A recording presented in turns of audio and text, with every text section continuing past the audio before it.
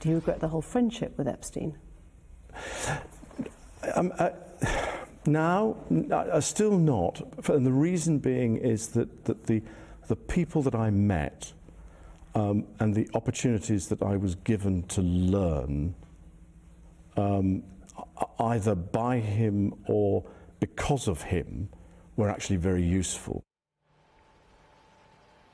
Wow. We continue to follow the arrest of the brother of the King of England. Let's bring in the journalist who conducted that 2019 BBC interview with former Prince Andrew, Emily Maitlis. She's now the host of the News Agents podcast. Emily, thank you for joining us.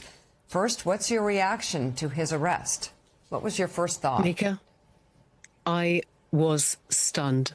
This doesn't happen in our country. It is unheard of. The last time a royal was arrested was King Charles in 1647, and that was briefly the end of the monarchy. He remains 8th in line to the throne. He still lives on a royal estate. So the fact that this actually happened is something that, honestly, as a nation, we are kind of having to sort of say out loud to actually believe.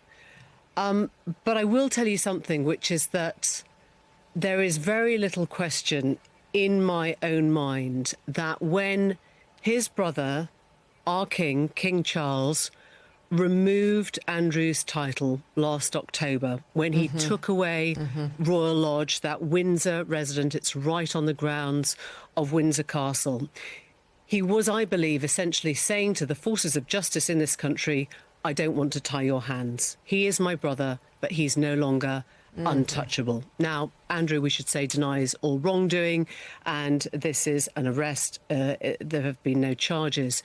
But I hear in the actions that preceded it, if you like, a loosening of the ties. This was his way of saying, I will not stand in the way of justice being done in this country. And I think that's a really important moment for all of us right now.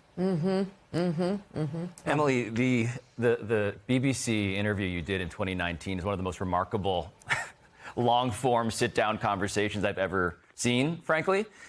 There's one part that kind of, for those who haven't seen it, that speaks to the utter absurdity under questioning that Andrew expressed, and it's the part about sweating.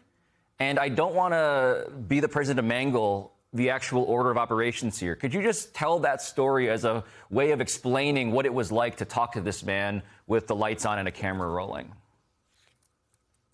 Andrew thought it was very important to bring his own explanations to what happened.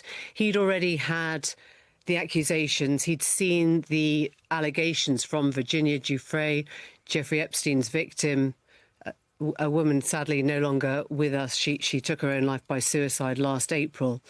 But when Andrew came to sit down with me, he knew the charges that had been laid against him by her. And he wanted to make it very clear that in his own mind, it couldn't have been him.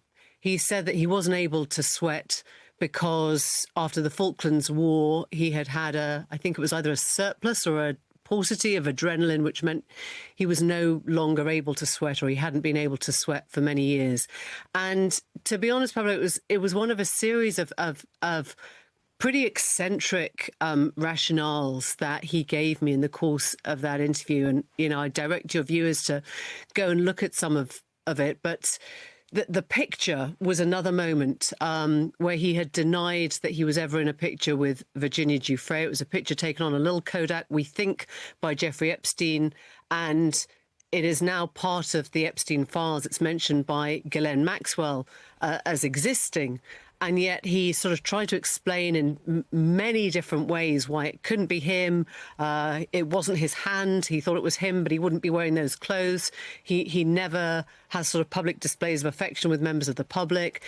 And I guess this speaks to his mind at the time, which was a man who felt he was facing questions that he had never been allowed to answer. You know, as a member of the royal family, there is no sort of right of response. They don't tweet. They don't tell us what they're thinking. And this was his one chance. He sat down with me for 1 hour.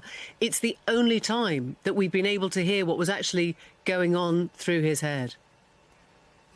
So, host of the News Agents podcast, Emily Maitlis, thank you for coming on. We'd love to have you back tomorrow as we watch this all play out throughout the day today.